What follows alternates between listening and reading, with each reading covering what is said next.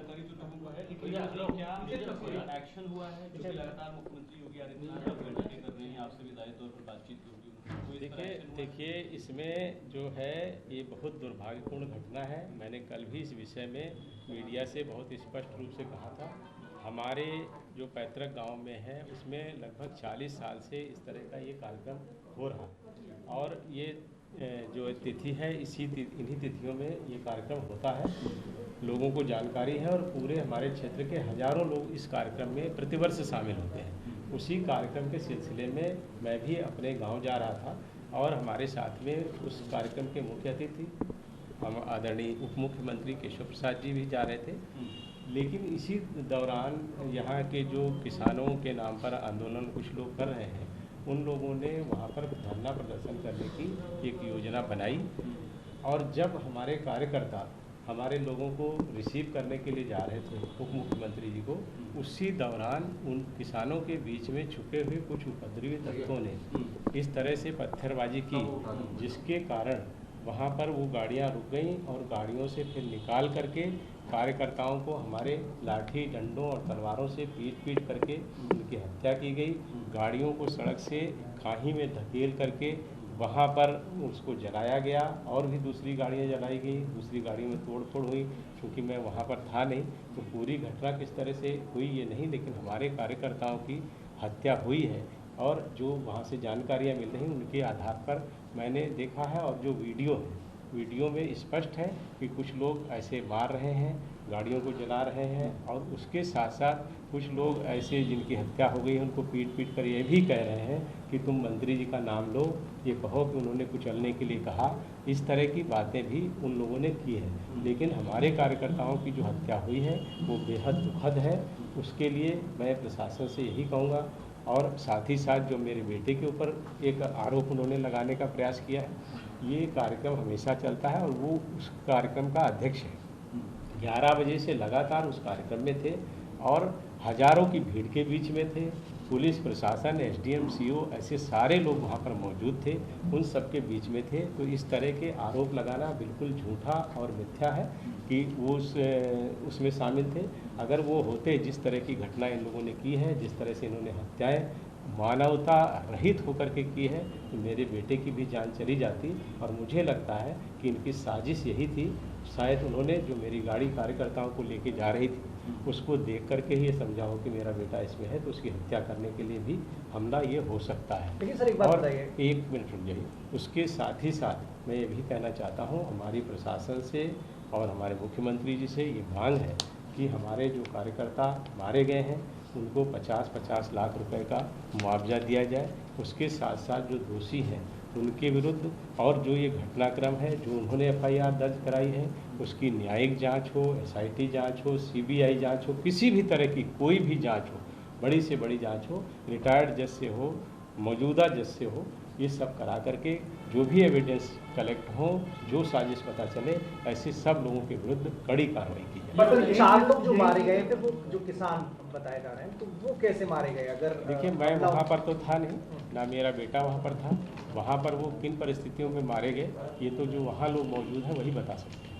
राकेश टिकैत का कहना है कि केंद्रीय मंत्री और उनके बेटे के खिलाफ एफआईआर की बात प्रशासन ने उन्हें बताई है, लेकिन जब तक कॉपी नहीं आती, जब तक उन्हें एफआईआर की कॉपी नहीं दी जाती, तब तक वो ये देखिए ये उनका विषय है। राकेश टिकैत लगातार इस देश में अस्थिरता फैलाने का काम कर रहे हैं और ये उनका प्रयास लगभग 1 साल से जारी है और इसी हर घटना पर वो राजनीति करते हैं, जबकि सबसे पहले एफआईआर उन्हीं पर दर्ज होना चाहिए जिस तरह की घटनाएं उन्होंने की हैं।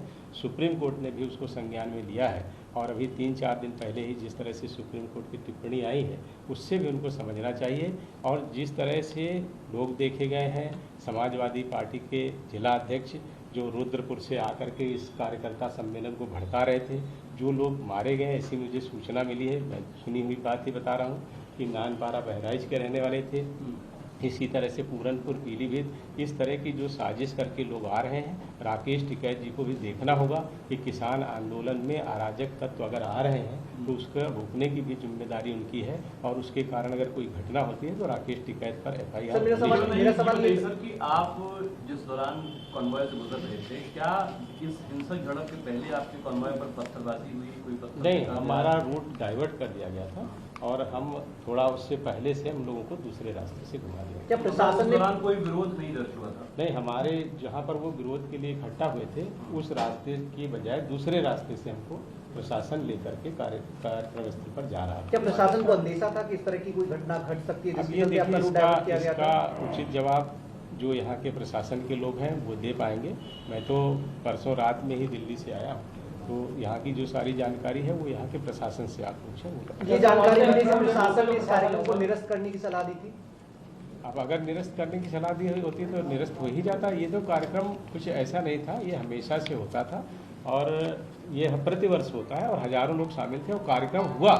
ऐसा नहीं कि कार्यक्रम में वहाँ कोई पहुँचा भी नहीं। ये जो घटना स्थल है वो कार्यक्रम से लगभग 4 किलोमीटर दूर है और कार्यक्रम 11 बजे शुरू हुआ था और जब ये घटना दुखद घटना हो गई है तो उसको बाइंड अप हम लोगों ने करके समाप्त कराया। तब तक वो कार्यक्रम चल रहा था।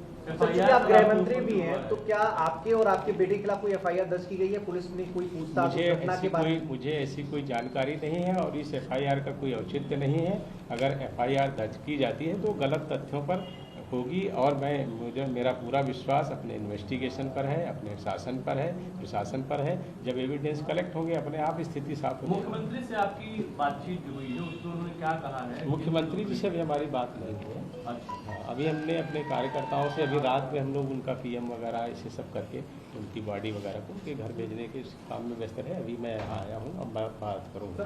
आपने कोई तहरीर दर्ज कराई है? कार्यकर्ताओं की आपकी मौत हुई है, उनकी क्या लाठी डंडों से पीट के मौत हुई? जी, गोली मारने से मौत हुई है? देखिए उसमें मैं वहाँ पर था नहीं, लेकिन जो वीडियो मैंने देखा है उसमें लाठी डंडे और तलवारों से उन पर प्रहार हो रहा है। कांटे से एक को मारा गया है, वो वीडियो मैंने देखा। क्योंकि मैं मौके पर तो था नहीं तो मैं पूरी घटना बता सकूं, लेकिन वहाँ पर इस तरह से कार्यकर्ताओं को मारा गया है उसके वीडियो हैं और वो सारे वीडियो में वो खून से लहूलुहान है। लगातार वो लाठियाँ इतनी दर्दनाक ढंग से मार रहे हैं कि अगर आप ही देखेंगे तो आपको लगेगा कि किस तरह से उनकी बुरी तरह से हत्या की गई है।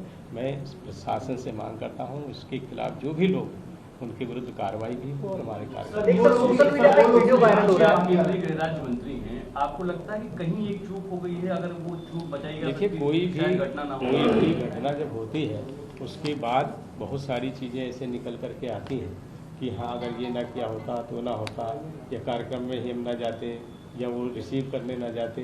ऐसी बातें बहुत सारी होती हैं, लेकिन अब ये घटना हो गई है जो दुखद है और उसके खिलाफ जो लोग हैं उनकी कार्रवाई। एक वीडियो वायरल हो रहा है सोशल मीडिया पे जिसमें आपके बेटे पिस्टल को हाथ में लेकर जाते हुए दिख रहे हैं। वो किसान संगठनों का कहना है कि उसी दिन सुबह कार्यक्रम का वीडियो है। ऐसा है, देखिए कार्यक्रम स्थल पर कोई न किसान था ना वहाँ पर लोग थे और अगर वो रिवाल्वर लिए होंगे तो उनका लाइसेंसी रिवाल्वर है और वो अपनी सुरक्षा के लिए सबको रखने का अधिकार होता है। मैंने हालांकि वो वीडियो नहीं देखा है, लेकिन अगर वो लिए होंगे तो कोई अवैध रिवाल्वर थोड़े ना लिए हैं। अच्छा एक चीज़ और सर, क्या आपकी ओर से कोई तहरीर दी गई है कि आपकी पार्टी की? जी, हमारे कार्यकर्ता बने, हमने तहरीर दे दी है और FIR दर्ज कराने के लिए हम लोग उसमें कह रहे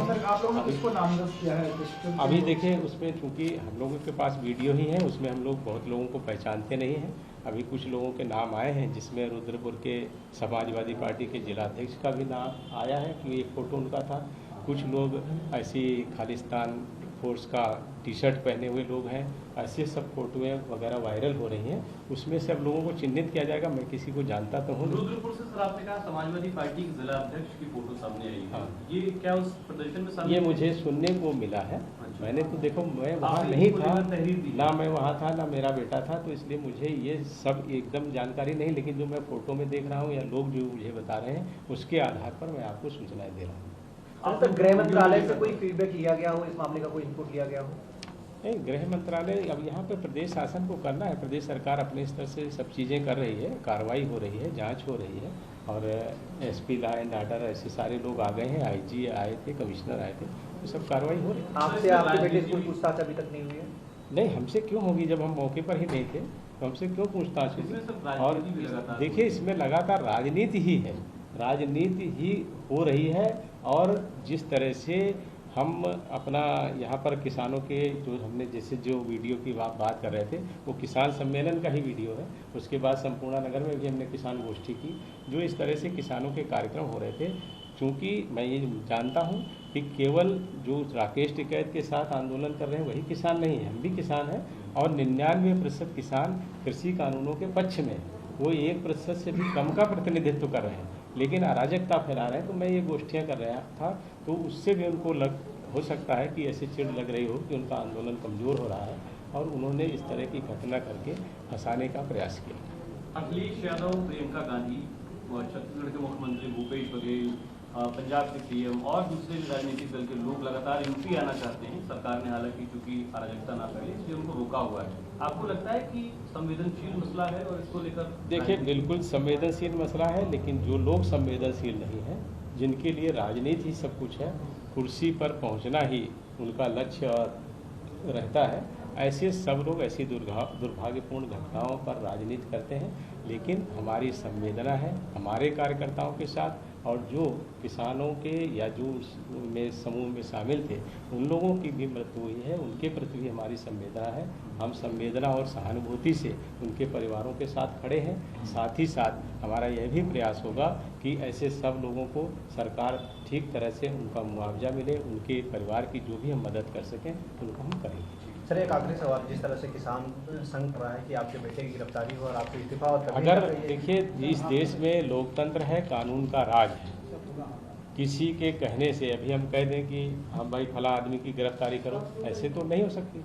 जब सारे लोग जानते हैं, जो लोग FIR करा रहे हैं उनको भी पता है कि ना हमारे बेटे वहाँ पर थे ना हम थे, ये सारे लोगों को पता है। कार्यक्रम स्थल और घटना स्थल में 3-4 किलोमीटर की दूरी थी, और जिस तरह से उन्होंने लोगों को पीट कर मारा है, अगर हमारे बेटे होते तो वो भी जीवित नहीं बचे होते। ये सारी जो घटनाएं हैं वो अपने आप में स्पष्ट करती हैं कि ना मैं वहाँ पर था, ना मेरा बेटा था। कार्यक्रम स्थल 3 से 4 किलोमीटर दूर था। कार्यक्रम पूरी तरह से 11 बजे से चल रहा था। वहाँ पर कोई किसान नहीं गया, ना वहाँ पर कोई प्रदर्शन हुआ। शांतिपूर्ण ढंग से हजारों लोगों के बीच में वो कार्यक्रम हुआ, जिसमें हमारे बेटे की लगातार मौजूदगी वहाँ पर रही है, जिसका गवाह पुलिस और प्रशासन, मीडिया के लोग भी हैं।